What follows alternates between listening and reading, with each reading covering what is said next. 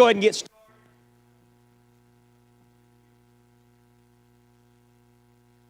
All right. Tomorrow afternoon, bundle up. We'll be up here at 5 o'clock. I'm not paying, so y'all can get that out of your head. I'm going to take them to Captain D's for some reason. The age group that I'm taking loves Captain D's. I've never figured that out, but I told Jimmy and Harold, and they want to take coupons so they can get so much off their fish or whatever. But we're going to go. We're going to have fun. And if anybody gets kicked out of the game, then that'll make it even more fun. But be up here at 5 o'clock and but just bundle up. Also, Miss Glenda, keep her in your prayers. Sister passed away. Don't have any arrangements as of yet. Brother Ralph, his funeral is going to be in 4 to 6 for visitation, and then 6 o'clock for the service Friday night at Crossville. But they're going to have a private family graveside Saturday. So that's just going to be for the family. And is there anyone? Kathy Earl. They said they'd have to watch the show tomorrow. The Facebook tomorrow. I think I'm on the radio. I think it's Call and Tell. The show, whatever. And hey, X that out there, Jason. And but she is in the hospital, so keep her in your prayers. He's at home, so just make sure to remember them. Also, we haven't mentioned it in a while, but I talked to my buddy of mine, Kevin Gardner. Continue to remember him and his girls. They're kind of tough for them right now, so he said to please remember him in your prayers. He went back to work full time, trying to get back to some normalcy. So I told him I would definitely mention that to the church. Anyone else before we continue on? I know I've probably forgotten some, but is there anyone else before we continue on?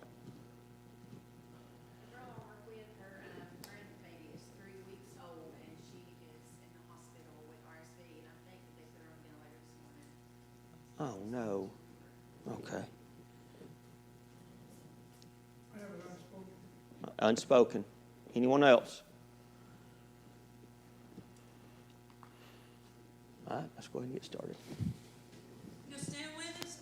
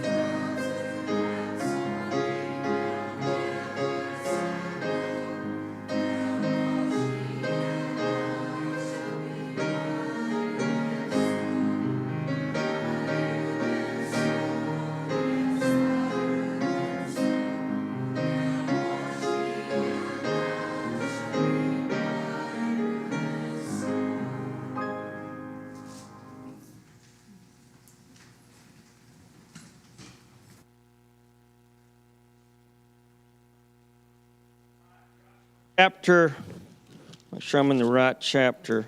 Joshua chapter 8. We're going to try to do 8 and parts of verse 9. We're not going to go over all of verse 9 or chapter 9. I'm sorry.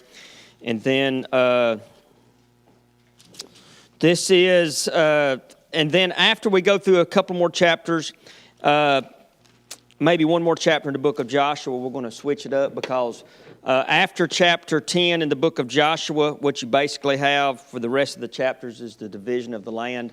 And it's really just tribe of Dan got this. The tribe of Judah got this. It's more like the book of First Chronicles or Second Chronicles. So we might swap it up after we get through a couple of more chapters. But in Joshua chapter 8, we have left off with the city of Ai. And we're not going to go back over what had happened there. But you find out that with Achan, he is going to be delivered to the children of Israel. He and his family, they're going to burn him with fire. They are going to stone them, burn them with fire, and then put stones back on top of them. And then God tells them in chapter 8 to go back to the city of Ai. And we looked at that last week about how they defeated the city of Ai. And then we're going to pick up in chapter 8, verses 23. Chapter 8, verses 23. And what is interesting about this is that when you get to chapter 9 is when really the children of Israel start to fall apart. And they don't really conquer the land of Canaan at all. And you remember in the book of Deuteronomy how God tells the children of Israel they have to go into the land of Canaan and destroy everything. But when they get to chapter 9, everything kind of falls apart there. But starting with chapter 8, verses 23. Verses 23, and the king of Ai they took alive and brought him to Joshua. Joshua going to be about 80 years old at the time, still fighting the good fight, he and Caleb. And this is how God is going to deal with the king of Ai. Look in verses 24. And it came to pass when Israel had made an end of the slayings all the inhabitants of Ai in the field and in the wilderness wherein they chased them, and when they had fallen on the edge of the sword until they were consumed. If you'll look back at this, how God describes this, or Joshua describes the annihilation of Ai. He describes it as a slaying. He describes it as falling by the edge of the sword and how they are consumed. There's absolutely nothing left. And Ai is a type of the world. As a matter of fact, all of the small cities and the larger cities, when you find them in the land of Canaan, are a type of the world. And that is why God tells the children of Israel, when you go into Ai, or the land of Canaan where the milk and honey flows, destroy everything so you guys will not be corrupted by them. And then eventually you know the story about later on several books into the Old Testament after Joshua. When you get into the book of Daniel, the children of Israel are conquered by the Babylonians, and the Babylonians are going to be conquered by the Assyrians, and so forth and so on. And you get all the way to the book of Matthew, how then you find that the children of Israel are under the yoke of Rome. So, that being said, the nation of Israel has only been an independent state or country in 1940, was it 48 is when they become a nation? So you start in Joshua chapter, when you start in the book of Joshua, halfway through the book of Joshua, you start seeing the downfall of Israel. But what is amazing about this is that God is still protecting Israel. God is going to protect Israel, and He's going to make sure that Israel is going to come to the acknowledgement of their sins, and they're going to receive Christ. So, look in verses 25. And so it was that all that day felt, both men and women, were 12,000, even all the men of Ai. Look in verses 26. And Joshua drew not his hand back, wherewith he stretched out the spear, until he utterly destroyed all the inhabitants of Ai. There's absolutely nothing left. And again, you say, well, how can a loving God do this? You're dealing with a God that we serve today. And that just goes to show you how God views the world intermingling with children of God. We should not allow the world to influence us. We should not allow the world to influence our church. The church should be the influencer of the world, but now it's become kind of vice versa. Now look in verses 27. Only the cattle and the spoil of the city took for prey to themselves, according unto the word of the Lord, which he commanded Joshua. And Joshua burnt Ai. Do you think that this is what is sometimes called overkill? He's killed all the inhabitants. He's destroyed it. And now he's going to burn that city to the ground. And look, and made a heap over it. There's absolutely nothing left. This is a type, okay? If Ai is a type of the world, and if Ai is a type of the world is a world of sin. It is. So when God sent Jesus Christ to die on the cross for our sins, Jesus Christ gave everything for us. He did not give 90% or 80%. He gave absolutely everything, and he destroyed the chains of sin. And just like with Ai, Joshua is going to destroy absolutely every single thing. And look how it even says, even a desolation unto this day. And the king of Ai. And if you kind of look at what's been happening over the last 2 years since October the 7th with Israel and Hamas and that group, in actuality, this is all they have really known. I mean, that's all Israel has ever known. That's what their enemies has ever known, is this. So when God comes back, when Jesus Christ comes back and God sets up his millennial kingdom on the earth and Israel is brought back to God, do you see the circumstances that has to be made to bring the children of Israel back? Because all they've known for 4,000 years is this. And it says, and Joshua burnt Ai, made a heap over it. In verses 29, and the king of Ai, he hang unto the tree until eveningtide. Wow. And Joshua commanded that they should take his carcass down from the tree, cast it at the entering of the gate of the city, and raise thereon a great heap of stones that remaineth unto this day. Wow. Could have just went in and just killed them all, but they absolutely destroyed it. And this is also a warning to everyone else around. This is what the children of Israel is here to do. And that kind of points us to what is going to happen in chapter 9. So keep in mind everything that I have just read to you in the last few verses, and that goes over to chapter 9. But look what Joshua does. And if you look at this, while you're looking, if you'll go, and I've kind of touched on this before, it's probably been about a year ago. If you look in Deuteronomy chapter 27. Deuteronomy chapter 27. Deuteronomy chapter 27 is going to come into play with Joshua chapter 9, starting in verses 30.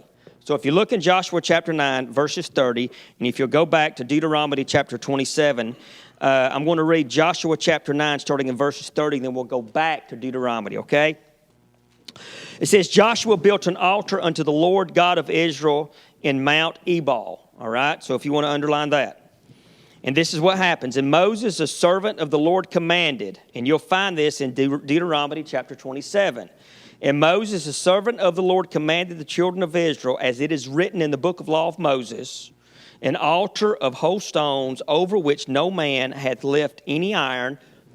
These stones are, I guess they are pure stones. They shall be offered thereon the burnt offerings unto the Lord and sacrifice peace offerings. So the very first thing that Joshua is going to do is he is going to build an altar. And it's just like with Abraham. Every time Abraham came into contact with God, and especially after they made those great covenants with God, what is the one thing he did? He built an altar. What is the one thing that Abraham did after he was going to offer up his son Isaac upon the altar? What did he do? The altar of God. So everything great that happened in the children of Israel, in the people's lives in the Old Testament, they built altars to God. Now, in our lives as Christians,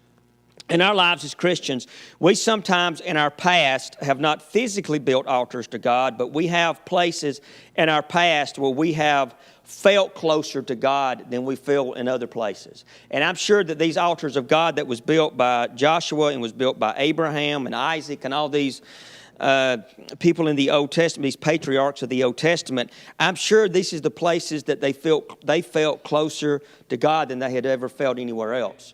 And there are places that you feel closer to God. And, sometimes we talk about, coming to the altar.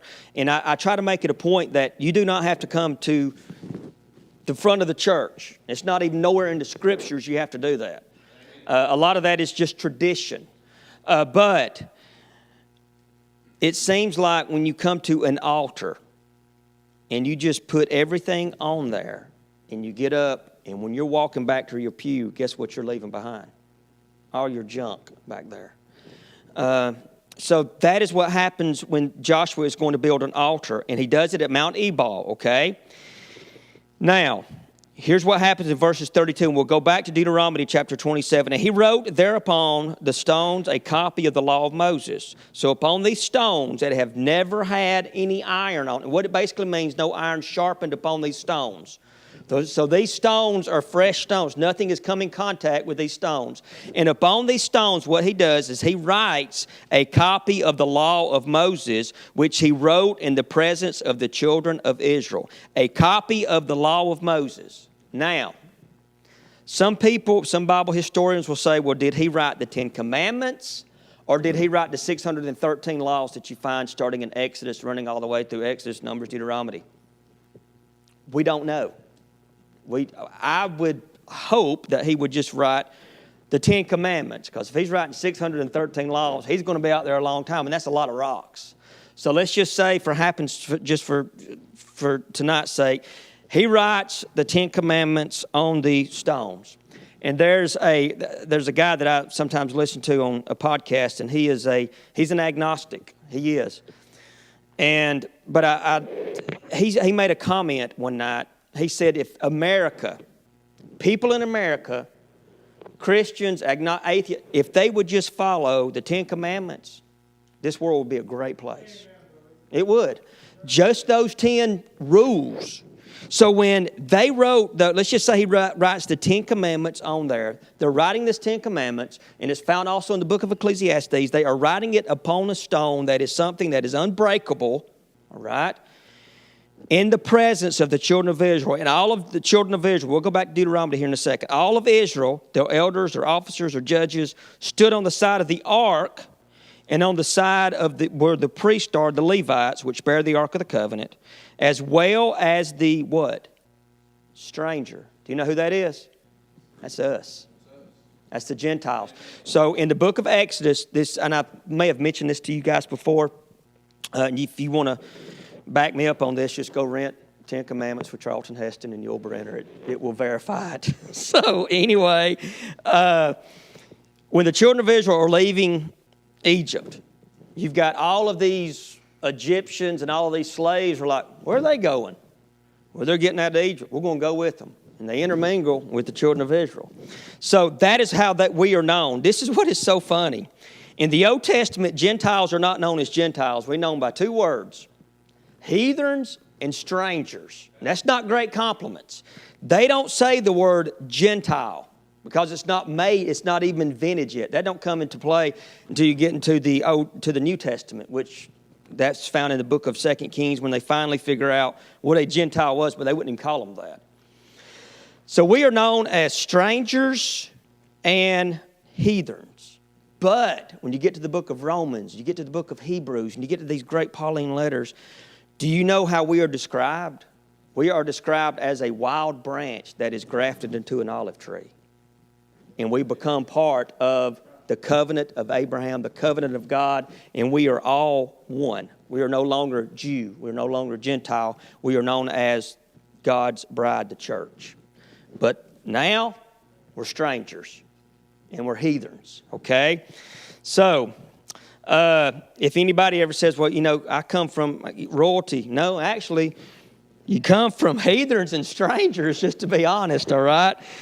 And it says, the stranger, as he that had born among them, this is what happens. They go half on Mount Gerizim and half against Mount Ebal. Okay, keep that in mind. Half on Mount Gerizim and half on Mount Ebal. Okay, in between those two mountains, what do you always have? A valley. Okay? Now, as Moses, the servant of the Lord, had commanded before that they should bless the people of Israel. I know this doesn't make a lot of sense, but I promise I'll weave it in. And afterward, he read all the words of the law, the blessings and the cursings. And you'll find that in the book of Deuteronomy. According that all is written in the book of the law. Now, he recites the blessings and the cursings. Okay, why are they doing this in chapter 8? If you'll go back to Deuteronomy chapter 27, and this is why sometimes when people's like, man, you start reading that Old Testament, it gets boring. And sometimes it does. But if you'll, kind of look and trace and do some work, it's actually extremely interesting. You'll find out in Deuteronomy chapter 27 why they did this. In Deuteronomy chapter 27, before they even cross over into Jordan, or before they cross over into Canaan, God gives Moses a commandment. He says, this is what you're going to have to do.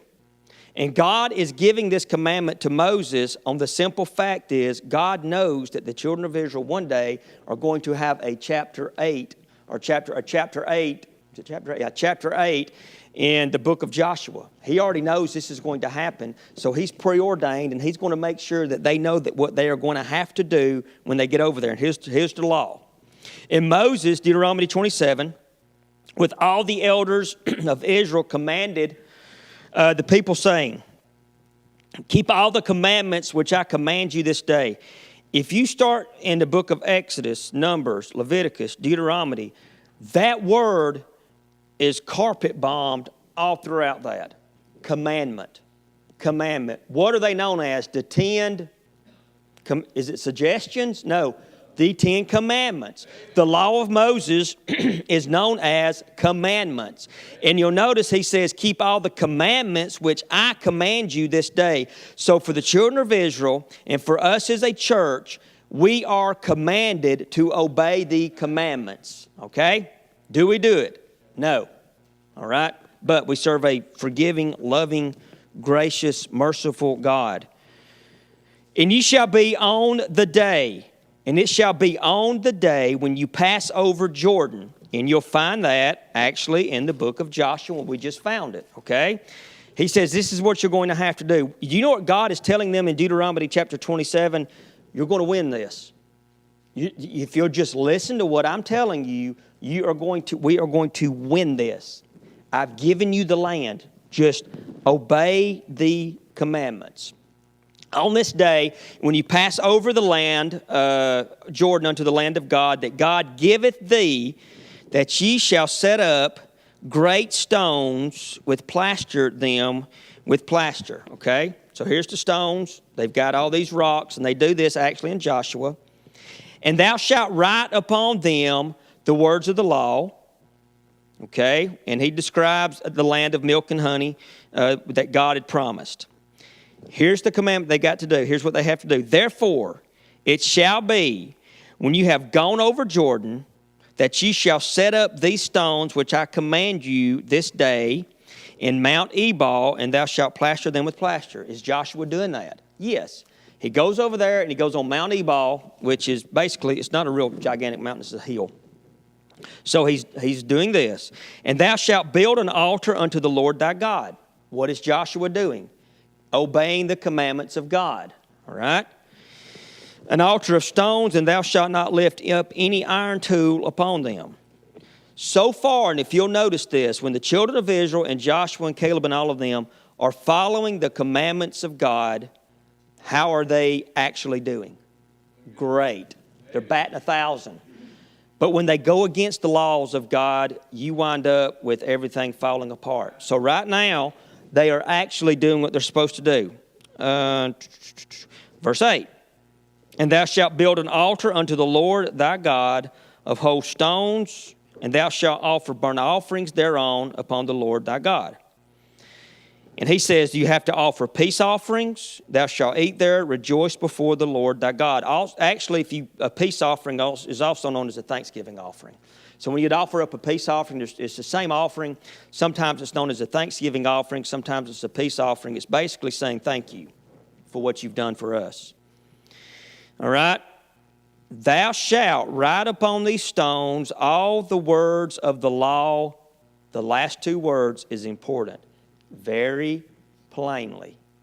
That means so it's easily understood and easily known. I've always heard Sand Mountain lingo is not the correct King's language, but it's actually easy to understand. So he's telling these people, the laws that you're going to write on here, you are going to have to understand these laws. Goes back to Sunday, what we've been going over the last couple of Sundays, when Jesus Christ is dealing with the very first parable, and he says, if you have ears to hear.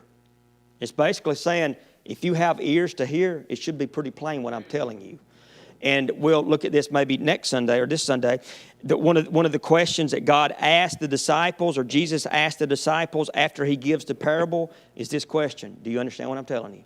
So what plainly means is they have to understand what they are doing. It's all about understanding. It's all about commandments. It's all about law. So what happens is this. Starting in verses 12, I've got to hurry up. Starting in verses 12, they've got the laws. They've got them written down very plainly so it's easily to understand. You have these two mountains or these two hills.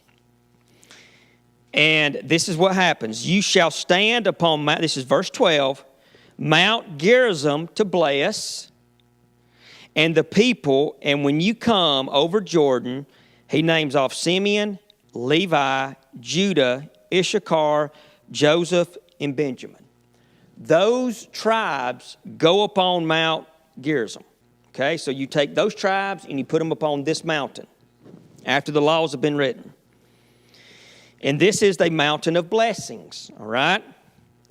And these shall stand upon Mount Ebal, which is a mountain of cursings. So you have blessings and cursings. And we always say that there's only, really, the greatest number in the Bible is two. All right? Heaven, hell. Darkness, light. Jesus, Satan. Lost, saved. Okay? Blessings, cursings. And they are going to stand on Mount Ebal. This is the cursing. It's Reuben, Gad, Asher, Zebulun, Dan, and Naphtali. So you've got half of the children of Israel on a mountain of blessing and half of the children of Israel on the mountain of cursing. And the Levites shall speak and say unto all the men of Israel, the mountain of blessing and the mountain of cursing. Everybody's going to hear what the Levite has said. And what is the priestly tribe? The Levite. Who is our great high priest? Jesus Christ. You see the connection so far? So you've got a mountain of curse and you've got a mountain of blessing. And in the middle is the Levites. They don't go up on either mountain. They're the ones that's going to announce each thing. All right? And what they do is they starting in verses 15, and it runs for the next several chapters. Curses and blessings. So when you would get to a blessing, the people that are on Mount Gerizim, they would announce that blessing. And when you would get to a curse, the people on Mount Ebal will announce the cursings. And what would happen is after all this is over, the people that are on Mount Ebal, which is the mountain of what? Cursed, they would then leave and transfer over to the mountain of Gerizim, which is the mountain of what? Blessings. But in order for you to get from the mountain of curse to the mountain of blessings, guess what tribe you have to go through? Priestly tribe. Amen. How do we get to heaven? Through Christ. Amen. How do we get from the mountain of curse to the mountain of blessing? And Jesus is in the middle. Where was Jesus Christ on that cross? Was he on the left side, the right side, or was he in the middle of those two thieves? One of those thieves, this is what is awesome, okay? Both of those thieves was on one mountain at one time. Those two thieves was on Ebal. One of those thieves transferred over to Mount Gerizim spiritually, okay? But in order for him to transfer over to Mount Gerizim, Jesus Christ had to speak the words to him that said, "This day you shall be with me in paradise." Did that individual have the power to do that? No. That man only asked, remember me when you come into my kingdom. Did he say, bring me in there? No. He just said, remember me. And Jesus Christ says, here's what I want to do. Right now, you're on Mount Ebal. We don't know that guy's name. Don't know anything about him. All we know that he was guilty of the crime that he committed. So this individual is taken spiritually off the mountain of curse, which is Ebal, and he was transferred over to Mount Gerizim, which is a mountain of blessings. And the only way that that could have happened is why? Because Jesus Christ allowed that to happen. In order for those people to get from one mountain to the next, they had to cross a valley, and they had to go right through the middle of the Levites, which is a priestly tribe. For us, in order to go to heaven, to have the forgiveness of sins, to escape the wrath of God, we have to transfer ourselves with God from one mountain to the next. It's pretty cool, isn't it? Now, let's go back to Joshua. I might have to make a whole sermon out of that. So, go back to Joshua. So they do this. Joshua chapter 8, this happens. Okay? Now, starting in verses 9, this is where everything kind of crumbles. Isn't it amazing how they have this? It's not only a victory, it's an absolute massacre. And then right after that, they build this altar. You have Ebal and you have Gerizim, blessings, cursings, Levites, transfer over. It's just this wonderful scene. It would be awesome if you would to take out chapter 9, chapter 10, and then you get to the chapters where they're dividing up the land. But that doesn't happen. Because something happens in chapter 9 that totally changes everything that's going to happen with the children of Israel. Okay? So here really is when their downfall really starts. Okay? They've already had that mishap, we'll call it that, in the previous chapter, the previous couple of chapters when they go into Ai and they lose a few men because they did not do what God asked them to do. And it came to pass when all the kings which were on this side of Jordan, in the hills and in the valleys and all over the coast of the great sea over against Lebanon, everybody, that great sea is the Mediterranean, everybody in there has found out what has happened. And you have the Hittites, the Amorites, Canaanites, the Hivites, all the sites is what they're called. Everybody in Israel is like, uh-oh. Did you hear what happened to Ai? Uh-huh. Is there anything left? Uh-uh. Did y'all see? Can you not imagine every one of these people? And Israel's not a very big place. Not only is Jericho still burning, not only is Ai still burning, now you see these millions of Hebrews do this orchestrated performance of getting on this mountain and getting on this mountain, and they are thinking, we're in trouble. Rahab the harlot was right when she said, we have heard about your God. We have heard how he has allowed you guys to cross over the Red Sea. We have heard how your God has brought you out of the land of Egypt. And all of these people are like, we're in trouble. Look what happens. And they gathered themselves together to fight Joshua and the children of Israel with one accord. You know what's amazing about the world and the church? Whenever the church starts doing great things for God, guess what comes against us? The world. And I told you guys this before I became your and I say this a lot, and it's extremely true. And if you've ever been in church for any amount of time, it's true. Whenever a church starts going forward, what usually happens? And it's just it happens. Something always happens. There's a problem. The world comes in. So they have this great experience, and all of a sudden, they come in with one accord, and they are going to fight. But there's one group of people that are Gentiles. Are the Gentiles supposed to exist in the land of Canaan when Israel gets done with them? No. But something happens. And it's because of these people that we are here today. And that's true. It is a group called Gibeon. It's the Gibeonites. And when the inhabitants of Gibeon heard what Joshua, have you ever noticed it's always what they heard about? It's what they heard about. What they heard about two places, Jericho and Ai.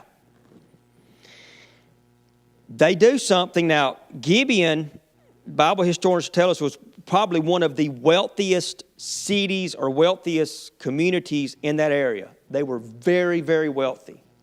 So what they do is they're going to send ambassadors to the nation of Israel. And they're going to put on old clothes, and they're going to get wine bottles that are old, and they're going to have old shoes, and they're going to look with old garments, and they're going to let their beards grow out, and they're going to look rough. And they go to Joshua in verses 6. I've got to quit. And they went to Joshua unto the camp of Gilgal, which means round. And they said unto him and to the men of Israel, they are going to start lying. We have come from a far country, and now thou therefore make ye a league with us. Right then, what should Joshua do? If you look back, was it hindsight's 20/20? He should destroy them right then. But you know what Joshua does? Joshua shows them grace, and he says, "No, we'll come on over." We're going to stop right there, and we'll finish next week. This is when you start looking at this, you see glimpses, and they're in there in the Old Testament. If you study hard, you'll see glimpses of God showing grace to the Gentiles, and God showing grace to these strangers. Do you know why? Because guess what the church is made up of? It's a Gentile church, the bride of Christ. Dear Heavenly Father, we love you and we thank you. Dear God, I want to thank you for